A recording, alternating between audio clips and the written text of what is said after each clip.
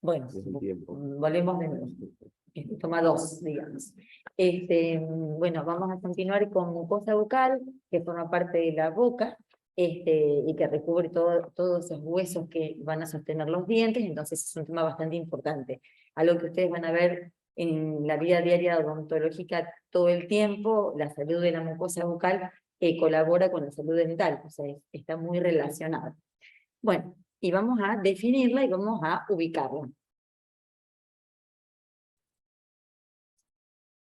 El término mucosa para el área de salud es muy importante porque hace referencia a una de las barreras, ¿no? Junto con la piel, como la barrera primaria, ¿no? De nuestro mecanismo de defensa. Entonces es una cuestión a nivel biológico súper importante, que tiene similitudes con la piel, eh, así como ustedes lo estudiaron en la primera unidad, ¿cierto? Pero que tiene enormes diferencias también, ¿no? Nosotros desde la parte histológica vamos a trabajar hoy especialmente la mucosa bucal, ¿no? Pero realmente está comprendido como una verdadera mucosa, con todas esas características que conllevan. Y entendiendo a la mucosa bucal, a esa mucosa, que ahora lo vamos a definir bien, ubicada dentro de la cavidad bucal, ¿no es cierto?, que pertenece en primera instancia a uno de los sistemas que sería el sistema digestivo, pero no es exclusivo. Ustedes habrán escuchado nombrar a la boca también como un órgano, pero en realidad la boca es un sistema de órganos. Si ustedes se acuerdan al principio de año, cuando hablamos de los sistemas de órganos que estaban formados por un conjunto de órganos que están relacionados por una estructura y cumplen determinada función. La boca no es un órgano, es un conjunto de órganos. Por eso se lo llama el sistema estomatognático, ¿no? Que lo van a escuchar toda la vida en la carrera de la odontología y en la vida adulta también. Pero obviamente, a nivel del sistema digestivo, está como popularmente aceptado de que es un órgano, pero ustedes entiendan lo que es un conjunto de órganos, es un verdadero sistema, ¿no? Y que no solamente participa del sistema digestivo, ¿no? Lo que vamos a trabajar hoy es especialmente hablar de la mucosa, ¿no? Y el término mucosa lo vamos a hacer a nivel del sistema digestivo, hacemos la introducción hoy, y lo vamos a continuar en la unidad número 3. Pero especialmente vamos a hablar hoy de la ultraestructura de esos primeros tejidos que van a estar formando parte de las paredes de la mucosa, ¿no? No sé si se entendió. Sí. Bueno, y ahí también la tenemos que ubicar a ver dónde se encuentra.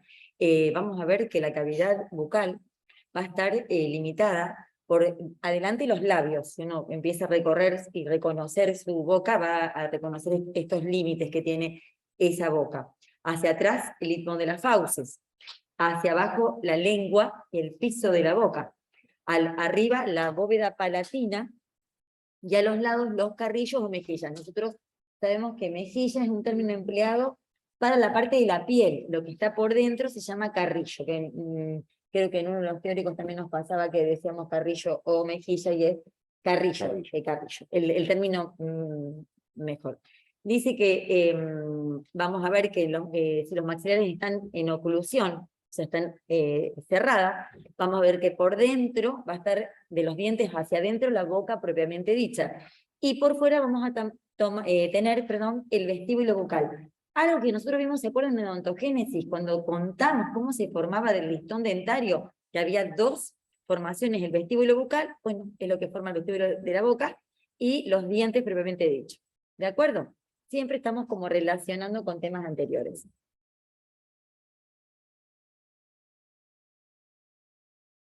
Bueno, como dijo el doctor muy bien, todo es una estructura que tiene un montón de órganos, un montón de elementos, de estructuras, y lo van a constituir más bien estructuras. Los labios, los carrillos, la lengua, el paladar duro, el paladar blando, los dientes, la encía y, por supuesto, las glándulas salivales. ¿Y por qué digo por supuesto? Porque si bien, como dijo el doctor, la mucosa es una membrana que nos protege del medio exterior por la invasión de patógenos, acá al poseer como anexos las glándulas salivales, ese revestimiento, ¿qué lo va a hacer, chicos? ¿Qué piensen? Si tiene glándulas salivales que que desembocan en esa cavidad bucal. ¿Cómo va a ser ese revestimiento? ¿Seco o húmedo? ¿Cómo se imaginan? Húmedo. Entonces, esa es la importancia, que el revestimiento que tiene la boca es un revestimiento formado por una mucosa, pero húmedo. Esa sería como una definición, que la vamos a ver ahora, de mucosa bucal. Acá tenemos unos esquemas de cómo está formada la boca, con todo lo que dijimos anteriormente. Fíjense, la arcada dentaria superior, la arcada dentaria inferior, la faringe por detrás del istmo de la úvula, el velo palatino, el pilar posterior, todos los elementos que están en la garganta, el labio superior, la amígdala, un elemento inmunitario que lo vamos a ver en la tercera unidad, bueno, todos los elementos. Y en un corte transversal, viendo de costado a la cavidad bucal, también vamos a ver con qué se continúa. Por eso es tan importante tomar a la boca o la cavidad bucal como parte del sistema digestivo. Que nosotros cuando empezamos a hablar en la tercera unidad de aparato digestivo, incluimos a la boca como el primer elemento que se encuentra con el alimento. Obviamente por ahí nosotros ingerimos. Así que vamos a ver fosas nasales, nos ubica dónde está la cavidad bucal. ¿Estamos? Algo que ya saben por anatomía. Sí, la boca no es exclusiva del sistema digestivo, ¿no? Obviamente. Pero tiene una función importante. Acá otra vez la ubicamos con todos los elementos. Acá mejilla, acuérdense que es el del lado de afuera, que está revestida por la piel. Por dentro es carrillos. Acá un poco nos cuentan los dientes que tenemos, ya los conocemos: incisivos, caninos, premolares, molares. Las encías, que forman la mucosa bucal, que están formadas por mucosa bucal. Bueno, todos los elementos que ya nombramos, que contribuyen, bueno, si levantamos la lengua hasta el frenillo lingual, y por supuesto desembocaduras de esas glándulas salivales mayores que acompañan a la cavidad bucal, pero también hay muchas menores. Lo vamos a ver la semana que viene cuando vemos glándula salival. Vamos a ver que no solo están las mayores, porque ahí tienen una flecha que indicaría el orificio de los conductos de secreción de la glándula maxilar y sublingual. Bueno, vamos a ver que también hay menores. Ahí tenemos una foto de una mucosa bucal que va a tapizar o revestir el carrillo, la encía que va a estar en contacto o cerca de los dientes, y la lengua. Acá tenemos como 3 zonas distintas de la mucosa bucal, lo cual me da a pensar que no hay una sola mucosa bucal, o que se clasificaría en 3, porque una es la que voy a masticar, otra la que me va a revestir sin tener función masticatoria, y la otra va a ser la especializada. ¿Especializada por qué? Porque como nosotros sabemos, la lengua es la que capta los sabores, entonces se llama especial porque tiene los corpúsculos gustativos. ¿De acuerdo, chicos? ¿Se entiende? Cavidad bucal. ¿Para qué? O tenemos que conocerla y saber, porque nosotros tenemos que ver, y lo van a ver toda la vida profesional, y analizar y diagnosticar cualquier alteración que tengamos en esa mucosa bucal. Y sobre todo lo vamos a hacer en una inspección clínica. Nosotros no le vamos a mandar a hacer un estudio al paciente porque vamos a hacer una presunción. No, al ver la boca vamos a ver alguna lesión que no sea correlativa con la normalidad, que no esté bien, digamos, alguna afta, alguna ulceración, algún crecimiento, y ahí detectamos una Anomalía. perdón, en la cavidad bucal, lo cual indicaría alguna lesión, algo que no está bien, porque nosotros conocemos lo que está normal. Para eso está esta materia, para que conozcamos lo que está normal.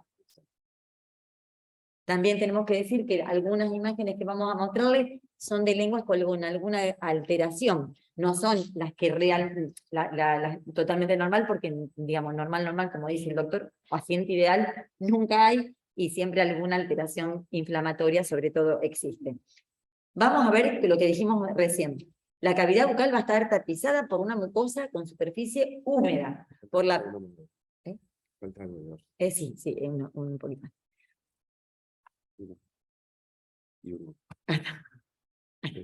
Por la presencia de ¿qué? de lo que dijimos anteriormente, las glándulas salivales, recuerden, mayores y menores, todas colaboran a humedecer esa mucosa bucal. La mucosa bucal, y esto es regla, a lo que dice vos, que decís siempre esa palabra que no me sale. Ley moral. Es ley moral. La mucosa bucal va a tener dos capas de tejido diferentes. El tejido epitelial, que es de origen ectodérmico, y el tejido conjuntivo mesenquimático, podríamos decir ectomesenquimático, porque estamos en la parte cefálica de ese embrión que se formó, ¿se acuerdan? En ese proceso de primera, segunda y tercera semana, por eso decimos que no es tanto mesénquima, sino ectomesénquima. Entonces tenemos dos tejidos diferentes, el tejido epitelial de origen ectodérmico y el tejido conjuntivo, conectivo, de origen ectomesenquimático, llamada lámina propia o corium. Por supuesto, como ley moral, separado por una membrana basal. Chicos, siempre. Tejido. Eso es lo que tiene la mucosa bucal. Y me van a decir, pero no tiene nada más. Y puede que sí, puede que no. Puede que en algunos lugares tenga una submucosa. Pero la mucosa bucal, ley moral, tejido epitelial de origen ectodérmico, tejido conectivo o conjuntivo ectomesenquimático, que forma la lámina propia o corium, y separado por una lámina basal o membrana basal. Eso siempre va a estar. Después puede tener una submucosa. Debajo de esos elementos estructurales básicos puede haber submucosa. Eso, obviamente, en el caso de la mucosa bucal, la humedad está aportada por este tipo de glándulas, ¿no? Pero todas las mucosas son húmedas. En todas las mucosas que tengo en mi cuerpo, sí, absolutamente, tiene que ser húmeda. Y está aportado por las glándulas. Estas glándulas generalmente no están en la mucosa, y sino generalmente están en capas inferiores. En este caso, las glándulas salivales son anexas, ¿no? Son anexas al sistema digestivo, que tiene esa doble función. En este caso, humedecer, ¿no?, a los tejidos de la mucosa, principalmente el tejido epitelial, por supuesto en el revestimiento.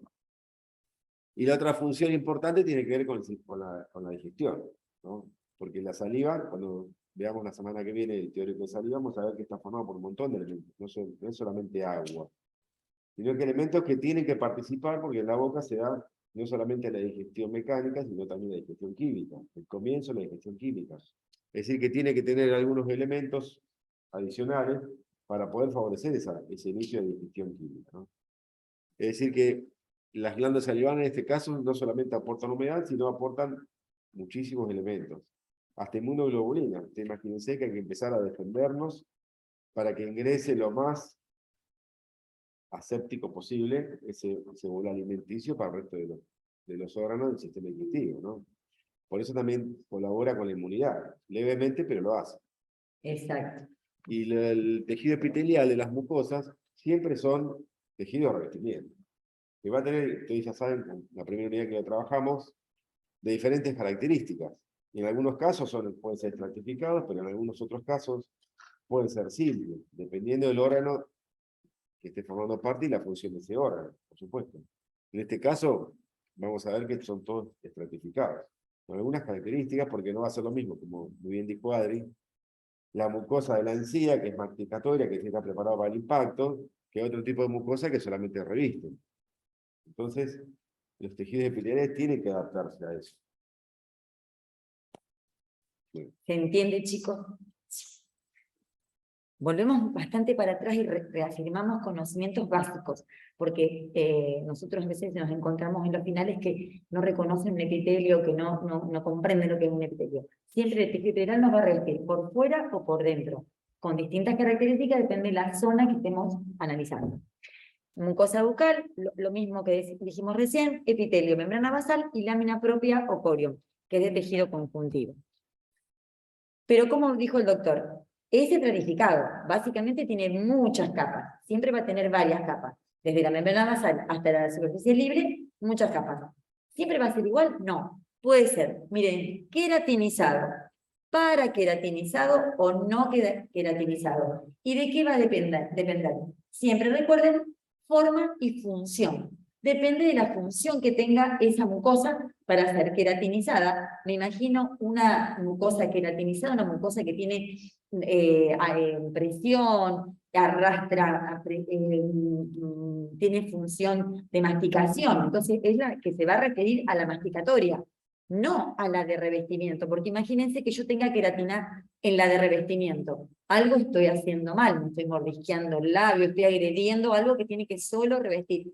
Porque aparte, si no tiene queratina, ese epitelio que va a revestir la mucosa, por ejemplo, de revestimiento, tiene características muy propias que hacen que, si se lacera, haya una infección, ya tengamos una, no va a ser la palabra, una patología.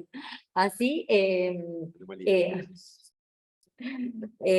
perdón, tengo esas cositas de... Así que no puede estar lacerada. Igual que la de la lengua tiene otra característica. ¿Estamos, chicos? Siempre recuerden, cuando se les pregunta para que ustedes razonen y no lo saquen de memoria, sino que lo razonen como por la función que tienen. Entonces nos quedamos con los tres tipos, estratificado siempre, pero queratinizado, paraqueratinizado o no queratinizado. Ya la palabra para es un medio, está entre queratinizado y no queratinizado. Esto, como nosotros siempre decimos, es una mucosa bucal, pero está inflamada porque es bastante gruesa y nosotros notamos muchas mitosis, digamos, como que hay alguna alteración. Pero tomen como que es un epitelio, vamos a marcar con, ¿querés que marque con, ahora que el láser? Fíjense, pero los chicos ven, desde la membrana basal, que más o menos estaría separando esos dos tipos de tejido, hasta la superficie libre, todo el espesor, y fíjense la cantidad de capas que tiene ese epitelio. Acá está bastante más grueso, un epitelio bastante más, como muy grande. Pero fíjense que no nos queda duda. ¿Cómo va a ser la última capita, chicos? Lo que aprendimos en la primera unidad. ¿Qué les parece? Plana, cilíndrica, cúbica. Recuerden que la característica del epitelio estratificado, y el símil también, pero más el estratificado, nos va a dar la forma que tiene la capa más superficial. ¿Cómo les parece? A ver, no, acá no estamos jugando, es para hacerlo más dinámico y no sea solo un teórico magistral monólogo. ¿Qué les parece? Plano, muy bien, plano, siempre. Siempre va a ser plano. ¿Y qué más va a tener? ¿Tiene queratina? A ver, ¿qué te parece la que respondió? ¿Vos le ves queratina? No, muy bien. ¿Y qué más tiene? ¿Cuál es su relación con el conjuntivo subyacente, con esa lámina propia o corión? ¿Lo hace en forma rectilínea o lo hace con entradas y salidas? Muy bien. Entonces ahí define tu nombre, Juliana, define perfectamente el epitelio que reviste esta mucosa bucal. Un epitelio estratificado, muchas capas. Con su última capa, la que le da el apellido, plano, papilífero y no queratinizado. Así se tiene que expresar uno cuando va a reconocer un tejido. En este caso, el tejido epitelial. Y el conjuntivo subyacente que va a nutrir y va a formar esa lámina propia o corión separado por esa membrana basal. ¿Estamos? Fíjense, además, Sí. la cantidad de papilas que hay, Sí. y que según lo que se ve el corte, algunas son principales, se las llaman papilas primarias, pero vamos a ver después, sobre todo cuando trabajemos con la lengua, que cuando de la misma papila, es decir, cuando el conjuntivo se mete en el epitelio para nutrirlo, de la papila principal pueden salir algunas secundarias, para tratar de distribuir bien. Y eso se ve muy bien, ocasionando que haya los brotes esos interpapilares, primarios y secundarios también. Es muy característica cuando los espesores del tejido epitelial es muy marcado, así que el conjuntivo se tiene que meter y garantizarle lo mejor posible, y es lo que ocasiona. Y otro detalle, algunos dicen, ¿y qué son estas cosas, estas islitas que veo acá? Es como dijo el doctor, son cortes. Nosotros no tenemos una mucosa bucal lisa que yo la puedo cortar y tener el epitelio y el conjuntivo en forma regular. Por ahí cuando lo corto me involucra alguna papila, queda entrampada y queda como una islita de tejido conjuntivo dentro del epitelio de esa mucosa bucal. ¿De acuerdo? ¿Voy muy lenta? No, está perfecto. Bueno, Vamos a hablar en el epitelio qué población. Son células epiteliales, pero tienen nombres, no son solo células epiteliales. Vamos a ver que está conformada por una población intrínseca, intrínseca significa propia del epitelio de la mucosa bucal, y una extrínseca. Pero dentro de la extrínseca vamos a tener extrínsecas que son derivadas de otro tejido, son permanentes, van a estar siempre, y otras que son transitorias. Las intrínsecas propias del epitelio son los queratinocitos, casi todos son queratinocitos, ¿de acuerdo? Que forman el espesor de ese epitelio. De las extrínsecas, las permanentes, vamos a tener las células claras, que la vamos a ver como células de Merkel, los melanocitos y las de Langerhans. Y como transitorias, extrínsecas transitorias, toda la serie de la sangre, granulocitos, linfocitos, monocitos, células que vienen de otro tejido conjuntivo como es la sangre. ¿De acuerdo? Vamos ahora a ver cada uno de los tipos. Los queratinocitos, células destinadas a queratinizarse. Mire, su nombre se lleva lo que le va a suceder. Migran de las capas más profundas hacia la superficie. Nosotros nos reímos porque hay un término que teníamos cuando éramos jóvenes que era generatriz. La capa basal, la capa que está más pegada a la lámina basal, la membrana basal, la llamábamos nosotros capa generatriz, porque ese era el recambio que se hacía de las células de la mucosa bucal. Entonces va a hacerlo desde la profundidad, desde el límite con la membrana basal, hacia la superficie. Ese recambio celular de las células de los queratinocitos. Y se disponen en 4 zonas o estratos. Tenemos desde la parte de la membrana basal, desde a la profundidad hacia la parte libre, basal, espinoso, granuloso y córneo. ¿De acuerdo? Acá hay una diferencia con la piel. En la piel teníamos otro estrato, que era el lúcido, entre el granuloso y el córneo teníamos el estrato lúcido. Acá no lo vamos a tener. Fíjense una cosa, el queratinocito se llama así porque está preparado, codificado genéticamente para queratinizarse. No significa de que todos los queratinocitos de la mucosa bucal vayan a queratinizar, sino que están codificados genéticamente para poder queratinizar. Por eso, muchas veces, dentro de la mucosa bucal, en zonas donde no tiene que haber queratina, puede haber queratina por algo externo, porque esa población celular está codificada para queratinizarse y es totalmente patológico. Entonces, nuevamente, están preparadas para queratinizarse. En condiciones normales, hay zonas de la mucosa bucal que estos queratinocitos sí van a formar queratina, y en otras no, en condiciones normales. Y estas, lo que decía, para complementar un poco lo que decía Adri, la capa basal o generatriz, se llama así, ustedes recuerdan, por la primera unidad, basal porque es la que estaba en contacto con la membrana basal. Y se llama antiguamente generatriz, que a nosotros nos gusta decirlo porque realmente estamos de acuerdo con eso, porque, como dijo Adri, las divisiones mitóticas solamente pueden darse ahí, deben darse ahí. Quiere decir que la renovación celular, ¿no?, va a estar siempre desde la basal en dirección a la superficie libre. Porque si llegamos a encontrar mitosis en otros estratos, es porque algo raro está pasando. Hay una patología y puede ser grave.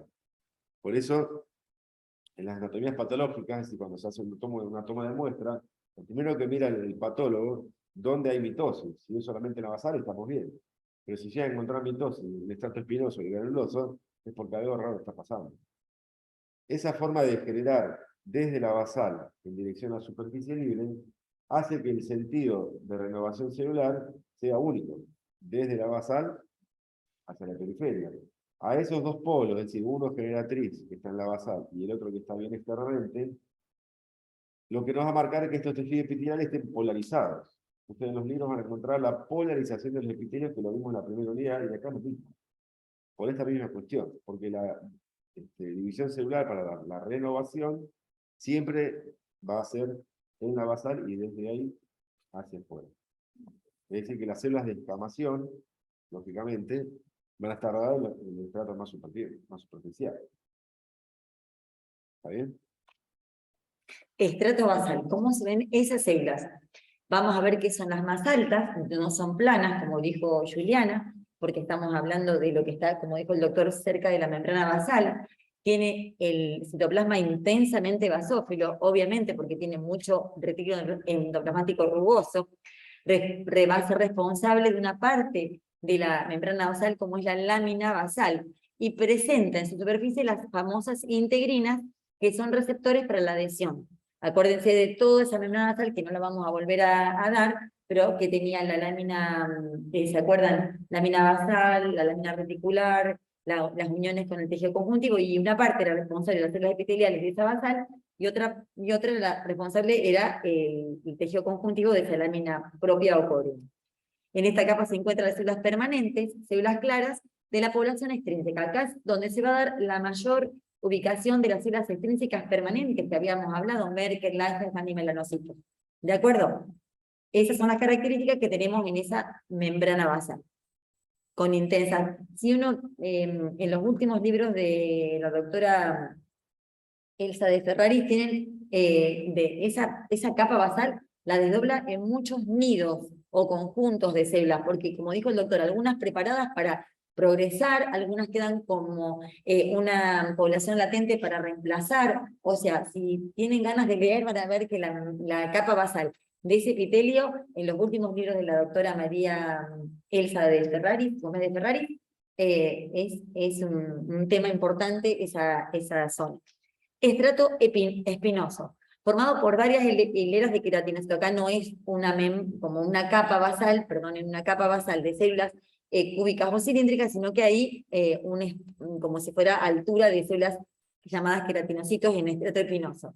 Acá se van a transformar más poligonales, de plasma ligeramente basófilo con algo de glucógeno, y presenta desmosomas y tonofilamentos, porque vamos a estar hablando de un estadio de un estrato más superior. Entonces ya me voy acercando a ese estrato córneo, que es el que se puede queratinizar. En ese también pueden encontrarse células de Merkel y de Langerhans, si bien son más notorias en la capa basal, en el estrato basal, también podemos encontrar esos dos tipos de células extrínsecas permanentes en esa capa. El estrato granuloso, vamos a ver que acá hay dos, es como un menor que el espinoso en cuanto a las hileras de células. Acá se van aplanando, fíjense, citoplasma con granos de queratolialina y mucha presencia de tonofilamentos. ¿De acuerdo?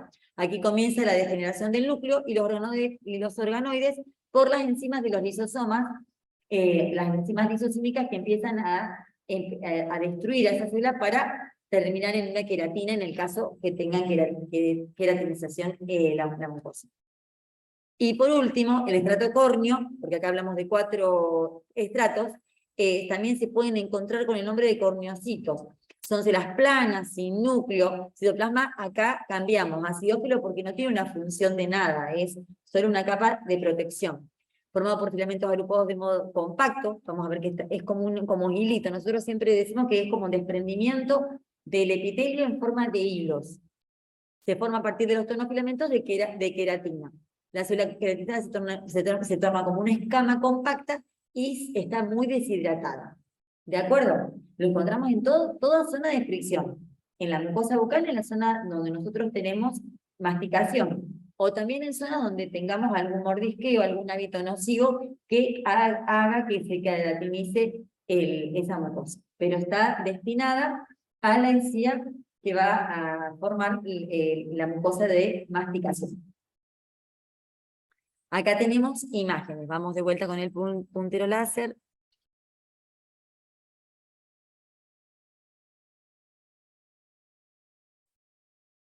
Ahí tenemos. Bueno, fíjense, el espesor de esa mucosa bucal. También nosotros notamos que esto no es una mucosa normal, porque está muy hipertrofiada, inclusive porque acá en el corion vemos mucho infiltrado de un tipo celular proveniente de la sangre, del linfocito, lo cual me da a pensar que esta mucosa algo le está pasando, está muy inflamada. Nosotros es difícil encontrar normalidad en un corte, porque generalmente algo le pasa a la toma de la muestra del animalito que yo investigué. Por supuesto no es de humano, ¿no?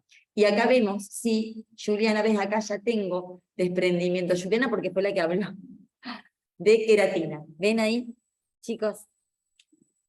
Acá tenemos otra imagen de la mucosa bucal.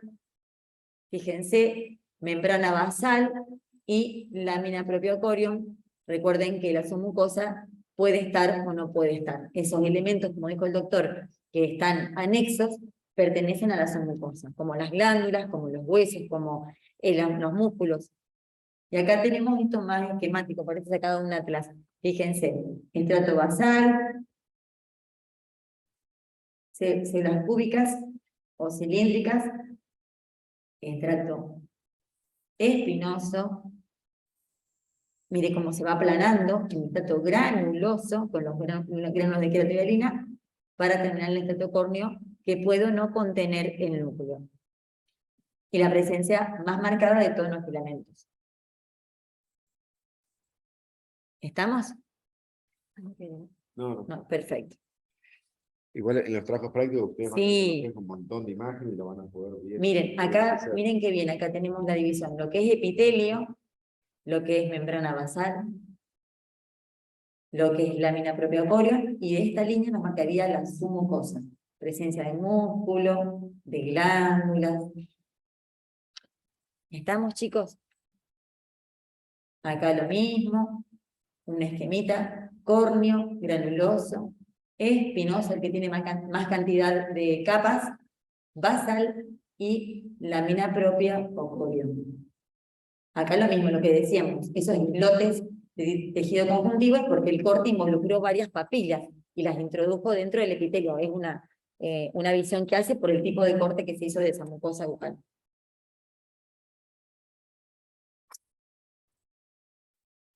Más imágenes, fíjense. Está aumentada la que habíamos visto en la anterior. El espesor está tan infiltrado con linfocitos que se tiende a confundir, porque hay mucho infiltrado el linfoplasmocitario. Y acá tenemos la queratina. Acá vemos la papila, fíjense, como decía el doctor, que puede haber papilas primarias y papilas secundarias, que serían como que esta es la papila primaria, y acá haber otras entradas más pequeñas que marcarían las papilas secundarias. De ese conjuntivo hacia el epitelio para darle, por supuesto, nutrición. El epitelio es un tejido que no tiene vascularización. Epitelio. La población epitelial de los queratinocitos se renueva, por supuesto, constantemente, permanentemente. Existe un equilibrio biológico entre lo que se descama que lo que se forma. O sea, tiene que haber un equilibrio. Cuando ese equilibrio se rompe, ahí estamos con una patología.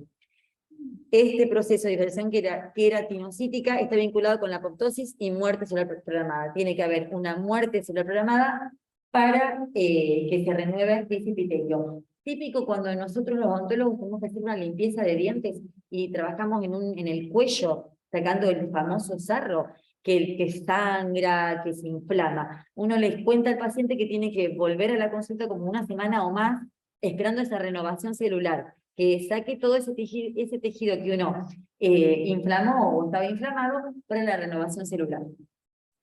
Y es entre 7 a 9 días. Bueno, acá tenemos imágenes de lo que es el queratinocito. Nombramos otra vez una célula epitelial que forma la mucosa bucal, el 90% son queratinocitos, fíjense, con los gránulos de queratohialina, los tonos-filamentos. Fíjense el melanocito, parece que tuviera como manos. Capaz que su ubicación es en el estrato basal, pero tiene prolongaciones que manda hacia los estratos superiores, por ejemplo, el espinoso. Y tiene en su citoplasma gránulos de queratohialina. ¿Qué les parece que va a dar el melanocito en la mucosa bucal? Si hacemos una comparación con la piel. Nunca, ni así con el conocimiento básico de la vida. Dijo nunca, ay, muy bien, dijo. Sí. Perfecto, el color. A veces viene el paciente y dice, ¿por qué tengo color negro la encía? Y hay casos, poquitos, pero hay. Por los melanocitos que toman esa pigmentación.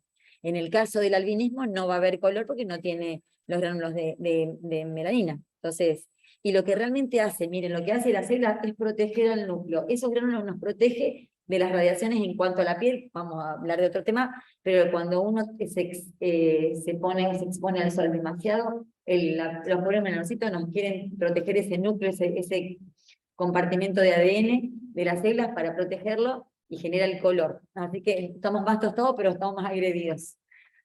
Acá tenemos la célula de Langerhans, fíjese, también con prolongaciones, pero no tan notorias como los melanocitos, tienen relación con la defensa. Y la de Merkel, fíjense, si me viene con una neurona, ¿qué les parece que va a ser la célula de Merkel? Sensitiva, sensitiva. Por eso duele la mucosa bucal, chicos, también duele la mucosa bucal. Pero la pigmentación por ahí de las mucosas que usted el día de mañana puede llegar a ver, Sí. A veces hay pigmentos exógenos. También. No solamente producción de melanina, ¿no? Sí. A veces hay pigmentos exógenos que pueden teñir reversible o hasta incluso en el tiempo también a las mucosas. Esta es una cuestión natural, de nosotros en histología hablamos de la histología normal. Sí, en los fumadores se ven mucho. Claro. Fumadores, chicos, el fumador de 2 atados, las mucosas son amarronadas. Melanocitos, células claras, como dijimos, población extrínseca permanente, citoplasma redondeado con prolongaciones, lo vimos en la imagen anterior. El cuerpo se va a ubicar generalmente en el estrato basal, sus prolongaciones pueden meterse en el estrato espinoso, y tiene los gránulos precursores de melanina. Tienen también un Golgi bien desarrollado. Van a derivar del ectodermo de la cresta neural. Acá viene la relación. Siempre la cresta neural muy presente. Por eso tenerla muy en cuenta. Eso que hablamos cuando hablamos en embriología. El color de las mucosas depende en parte de la producción, como dijo el doctor, en parte, porque hay otros pigmentos exógenos que pueden teñir la mucosa. El pigmento de melanina es el melanocito. Y otros también pigmentos que pueden ser internos. Por ejemplo, cuando yo tengo un problema hepático, por ahí tengo la mucosa media amarillenta por la bilirrubina, porque mi hígado no está funcionando como debe. Y exógenos como el tabaco, el que más me presenta el tabaco. La melanina en la raza blanca es degradada por los lisosomas de los queratinocitos. La raza negra son melanocitos que están siempre, por eso es más oscura la mucosa bucal de la raza negra, y en el albinismo no se produce melanina por la falta de la enzima, de la actividad enzimática de la tirosinasa. ¿De acuerdo, chicos? Por eso los albinos son como que no tienen como blanco, la mucosa blanca, la piel blanca y demás. La pigmentación es evidente en la zona de encías, paladar duro y lengua, sobre todo en encías. Chicos, ven un paciente que está pigmentado, se sonríe y se le ve como manchas en la encía, paladar y lengua. Bueno, acá tenemos lo que decíamos, se ubica en el estrato basal, pero sus prolongaciones pueden llegar a estratos más superiores. Fíjense, ahí estamos en un corte esquemático, por supuesto, de la mucosa bucal, y fíjense cómo se prolonga entre los otros estratos. Miren, parece una manito. Esto permanece la parte del cuerpo en el estrato basal y las prolongaciones en el estrato espinoso. Bien. Otra imagen, fíjense. ¿Qué te hace esa foto? Está como Pixelada. Sí. Sí. No hay que cambiarlo. Sí. Acá tenemos en la parte del estrato basal, es un esquema, chicos, ¿no es cierto? Del melanocito, las prolongaciones, y fíjense los gránulos de melanina que se van interponiendo entre los queratinocitos. Células de Langerhans. Se identifican con técnicas inmunohistoquímicas, poseen prolongaciones tipo dendrítica, aparecen las células dendríticas, parecido también al melanocito, pero más a la célula dendrítica, porque su función ¿cuál va a ser? La de procesar y presentar el antígeno ¿a quién? Al famoso linfocito T, como le pasaba al macrófago, como le pasaba a la célula dendrítica. Inician la respuesta inmunológica a los antígenos que penetran por el epitelio. Están vinculadas con algo que vamos a ver en la tercera unidad, que se llama MAL, el tejido linfático asociado a las mucosas. Está al revés, digamos. M-A-L-T, tejido linfático asociado a las mucosas, que lo vamos a tener en la mucosa bucal, en la mucosa digestiva y en la mucosa respiratoria. Son acúmulos de células que están ahí alertas, como dijo el doctor. Las glándulas salivales tienen alrededor los plasmocitos que liberan inmunoglobulina A secretora, que también actúa como de defensa. Pero a nivel del epitelio, captando esos antígenos que pueden penetrar, están las células del Artejan, que pertenecen al sistema linfático asociado a las mucosas. ¿Estamos? Mal, está así porque está en inglés. Está en inglés. Nosotros traducimos y coincide justo. Sí. Tejido linfático asociado a las mucosas. Bueno, ahí tenemos también la presencia, fíjense, un poco más alta, más de efecto espinoso, a las células del Langerhans. Las de Merkel, la última población extrínseca permanente. Se localizan entre las células de la capa basal también. La base de la célula está en contacto directo con una terminación nerviosa, sensitiva. Son células sensoriales, mecanorreceptores, percepción de la presión. Por eso duele. Los pacientes por ahí te dicen, ¿por qué me duele la encía si no tengo nada? Porque hay unos receptores que nos indican algún problema inflamatorio, alguna alteración, apreté los dientes de noche, se refleja en el diente y en la mucosa, porque están estos mecanorreceptores que van a avisarnos que algo está pasando en esa zona, en esa mucosa. Acá vemos, esto es un esquema, obviamente, pero nos gusta cómo marca la célula de Merkel conectada con una terminación nerviosa sensitiva. ¿De acuerdo? Esto es un esquema muy viejo, pero también nos gusta porque nos marca. Las células de Merkel, fíjense, porque marca uniones, marca estratos, ubicaciones, con terminación nerviosa sensitiva. Acá el melanocito, fíjense, con sus prolongaciones en el centro espinoso. Y los melanosomas, que son la digestión de esa melanina. Las uniones perfectas entre las células, fíjense los complejos de unión que encontramos entre los queratinocitos. Millones. Y las de Langerhans, fíjense también como prolongaciones, distintas quizás a las de melanocitos, que tienen a su cargo la presentación de antígenos. Los captan, los procesan y los presentan en su membrana. La población extrínseca no permanente, sería la transitoria, son células de la sangre, granulocitos, linfocitos y monocitos, que se pueden infiltrar, porque nosotros nombrábamos que a veces se nos, esa exponencia que nosotros decíamos que tenían un infiltrado, bueno, porque notamos esa presencia del linfocito dentro del epitelio.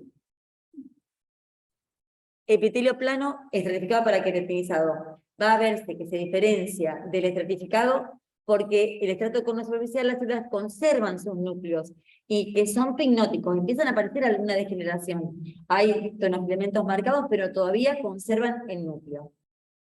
El epitelio plano no queratinizado no se produce capa córnea porque no se queratiniza, y el escaso nulo estrato, o sea, el estrato que está más cerca del córneo va a ser bastante más chiquito, no 2 o 3 capas, capaz que una capa celular.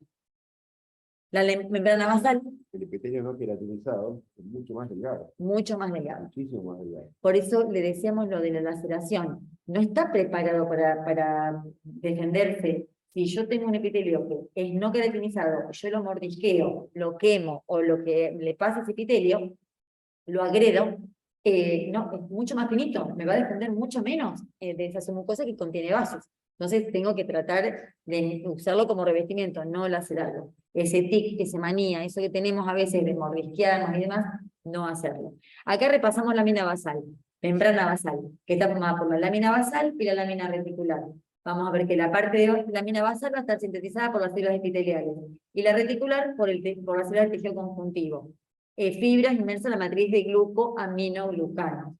La función va a estructurar la fijación entre el epitelio y el conjuntivo, obviamente, me localiza. Filtro molecular físico, porque forma una malla del entramado de colágeno. Químico, por la presencia de cargas, que impide el paso de moléculas de esta carga, cargas negativas. Entonces va a ser la membrana basal va a ser una manera de filtro, que pase y que no pasa, pero les aseguramos que pasa bastante al tejido conjuntivo, lamentablemente.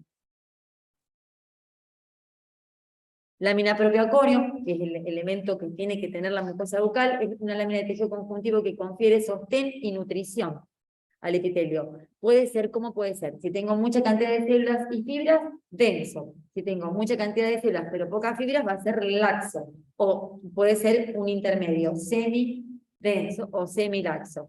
va a presentar células, fibras y sustancia fundamental que las fibras y la sustancia fundamental que formaban la matriz extracelular del tejido conjuntivo. Existe una rica inervación que recoge información sobre la percepción de diferentes estímulos. La encía, chicos, es un elemento sensible. Lo tienen que saber para responder al paciente cuando le dice, ¿por qué me duele? Su mucosa, que puede o no estar, depende de qué lugar de la mucosa bucal esté refiriendo. Tejido conectivo laxo destinado a unir la mucosa con los tejidos subyacentes. Ausente en corion finamente adherido del periodonto. Cuando yo tengo epitelio, membrana basal y corion y está pegado al hueso, no voy a tener su mucosa. Va a ser inexistente esa su mucosa.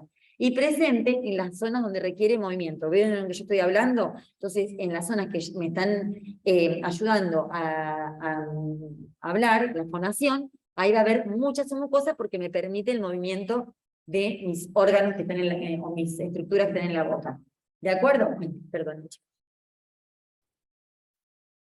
Suele encontrarse en esa zona donde hay mucosa, glándulas salivales, vasos, nervios y tejido adiposo. Y agregaríamos músculo, porque la cavidad bucal está minada de músculo. Bueno, la vascularización e inervación va a estar irrigada por una gran cantidad de arterias que van a dividirse, por supuesto no llegan los grandes vasos a la submucosa.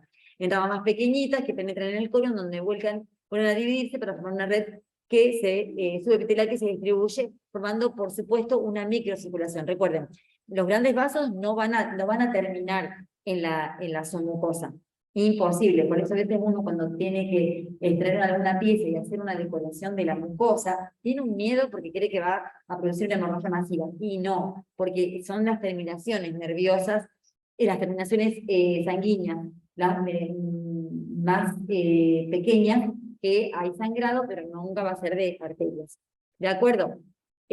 Por supuesto, siempre va acompañado de los vasos linfáticos, y la inervación, porque las fibras nerviosas pueden ser mielínicas, cuando atraviesan la submucosa, pero pierden su vaina, fíjense acá, en las arborizaciones terminales en el corion. O sea que lo que llega al corion va a ser sin mielina. Las terminaciones nerviosas pueden ser libres o constituir realmente receptores especializados. Los libres son los que entran en contacto ¿con quién? Con la célula de Merkel que yo les nombré en ese estrato basal, ese que le da sensibilidad a la mucosa bucal. O cuando se confiere como receptores especializados, vamos a nombrar en la lámina propia a los de Meissner, que tiene que ver con el tacto, y a los de Ruffini y Krause, que tiene que ver con la temperatura. La mucosa bucal es sensible, escuchen, al calor, al frío, al dolor y a los estímulos gustativos, porque no solo en la lengua puede encontrarse los copúlos gustativos, ahí en la mayoría están en la lengua, pero también puede haber copúlos gustativos en el resto de la mucosa. Las características clínicas que tengo que relacionar para saber cómo está esa mucosa o de qué mucosa se está tratando. Va a tener que ver con las variaciones de qué? Del epitelio, del corion y de la presencia o no de su mucosa. Y de eso va a depender su qué, su color, su aspecto. El color depende, por supuesto, del espesor y el grado de queratinización del epitelio. Si yo tengo un epitelio muy queratinizado, va a ser más blancuzco. No me va a dejar ver los vasos sanguíneos. Entonces lo va a ver más clarita. Densidad del tejido conectivo también es otro elemento a tener en cuenta en la inspección clínica. Y la presencia o no de melanocitos. El aspecto, en las condiciones, la textura de ese tejido conjuntivo y la presencia no de papilas que levantan el epitelio que las reviste. Si uno se toca, por ejemplo, la parte interna del labio, van a ver que tiene como globitos. Y bueno, ahí tenemos una textura más rugosa que en otros lugares. Los tipos de epitelio. Queratinizado y no queratinizado. El queratinizado obviamente va a tener mayor espesor, más capas de células. Hay queratina. Va a impedir que se visualicen los vasos del corion. Va a tener un color blanquecino. Y si no es queratinizado, por ejemplo, como dijo el doctor, que la epitelio es mucho más finito, la que reviste los carrillos, tiene menor espesor, tiene menos capas de células, no hay queratina, no debería haber queratina, y se van a visualizar los vasos del corion, lo cual lo hace un color más rojizo. ¿De acuerdo? Siempre en lo que yo encuentro. La densidad y estructura del corión. Bien, un poco más. El epitelio queratinizado. Sí, claro. El corión se presenta en el queratinizado denso o semidenso. Hay menos vasos, es rosa pálido. Y el epitelio no queratinizado, el corión es bastante laxo, más cantidad de células y sustancias que fibras y que células. Hay más vasos, pocas fibras y el color es rojo. En una palabra, en el epitelio no queratinizado, el epitelio y el corión va a ser más rojo. Y la presencia o no de su mucosa, lo mismo. Con su mucosa acolchada, inmóvil, me permite los movimientos en la cavidad bucal. Y sin su mucosa, la mucosa es fija, está bien adherida. Se me ocurre la de la bóveda palatina, la que está bien pegada en el techo de la cavidad bucal. Bueno, lo que dijimos un poco al principio, la vamos a clasificar por su histotopografía y función en 3 tipos de mucosas, de revestimiento, masticatoria y especializada. Masticatoria, recuerden la encía, la que es zona retromolar, la que va a hacer la acción masticatoria. La especializada, la que tiene los corpúsculos gustativos, la que va a revestir la lengua. Y la de revestimiento, el resto, carrillos, piso de la boca, el istmo de la fauces, todo lo que tiene que revestir, no tiene función masticatoria. Vamos a dejar acá. Dale, bárbaro, bárbaro. Hasta la clase, poner una anticipo. ¿Pongo? Una anterior. Un tenis. Hasta ahí trabajamos hoy. Me gustaría interesante que ustedes vuelvan a repasar, porque el día lunes lo que vamos a hacer es arrancar con esta placa.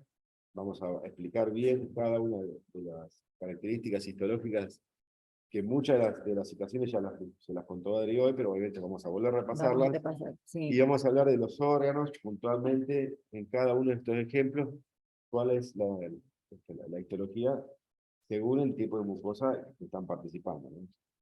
Así que, bueno. Y lengua. Y vamos a dar lengua como órgano, como estructura puntual. ¿Preguntas? ¿Alguna duda? Los chicos que están en casa, ¿alguna pregunta? Chicos de Zoom. Antes de que se vayan, ahora que estamos ya, gracias a Dios, presencialmente, ustedes recuerdan que nosotros a principios de año les contamos de que cuando estamos antes de la pandemia en presencialidad, trabajamos con unas guías de trabajos prácticos, ¿no?